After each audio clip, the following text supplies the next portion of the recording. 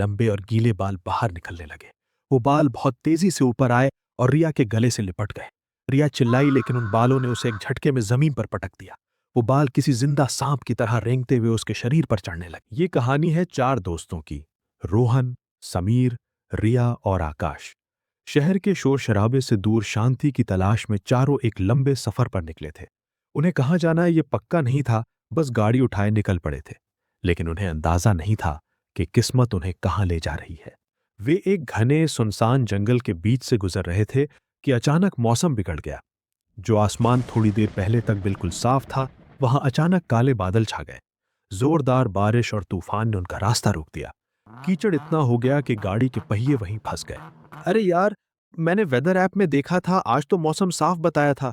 ये अचानक इतनी भयानक बारिश कहां से आ गई? रिया ने डरते हुए कहा। वो काफी परेशान लग रही थी। तभी बिजली चमकी और आकाश की नजर एक पुरानी इमारत पर पड़ी। घने पेड़ों के पीछे एक बहुत बड़ी टूटी फूटी हवेली खड़ी थी, जैसे कब से उनका ही इंतजार कर रही हो। वहां देखो, एक पुरानी हवेली है। हमें आज रात वहीं रुकना पड़ेगा। यहां बाहर रहना सेफ नहीं है, आकाश ने इशारा करते हुए कहा।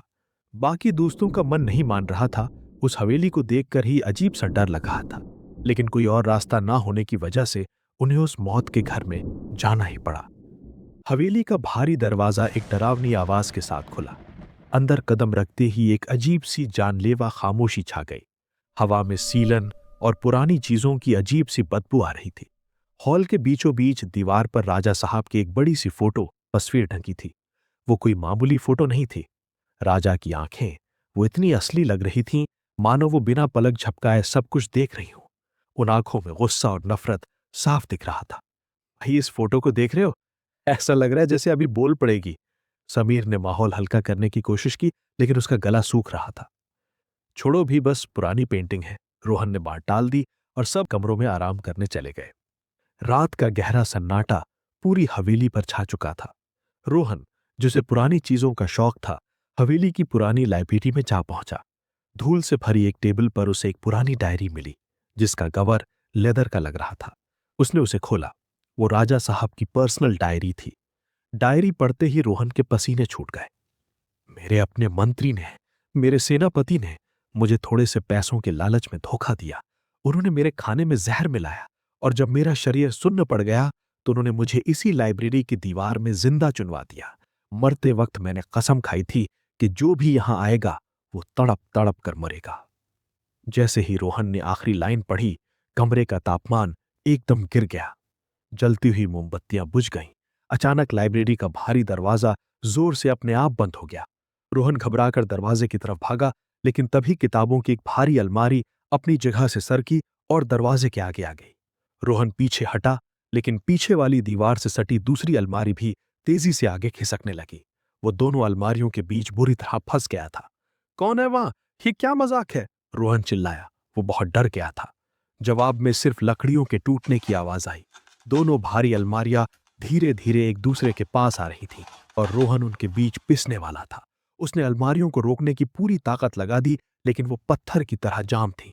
कड़क! सबसे पहले उसकी पसलियां टूटने की भयानक आवाज आई। रोहन दर्द से चीख पड़ा। उसकी आंखों से खून के आंसू निकल आए। अलमारियां रुकी नहीं, वो उसे किसी कीड़े की तरह कुचल रही थीं। उसकी हड्डियां चूरा हो रही थीं। उसके मुंह से खून निकला और डायरी पर जा गिरा। एक आखिरी दर्दनाक चीख के साथ वो इन किताबों के बीच हमेशा के लिए दब गया।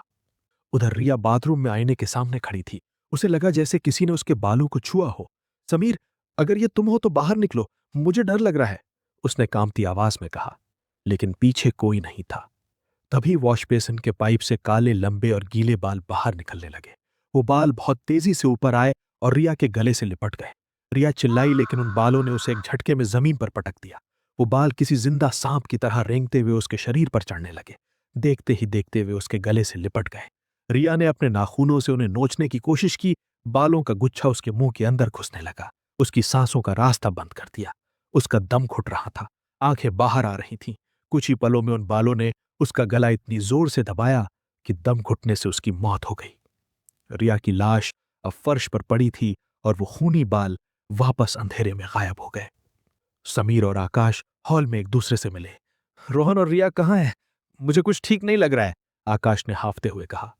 तभी हॉल की लाइट छपछपाने लगी और बुझ गई।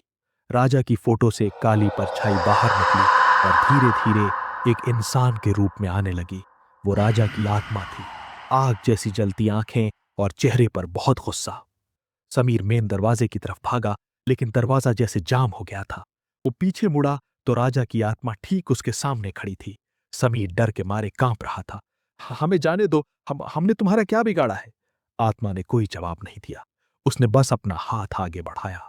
वो हाथ धीरे धीरे समीर की छाती की तरफ बढ़ा। समीर पीछे हटना चाहता था, लेकिन उसका शरीर सुन्न हो चुका था।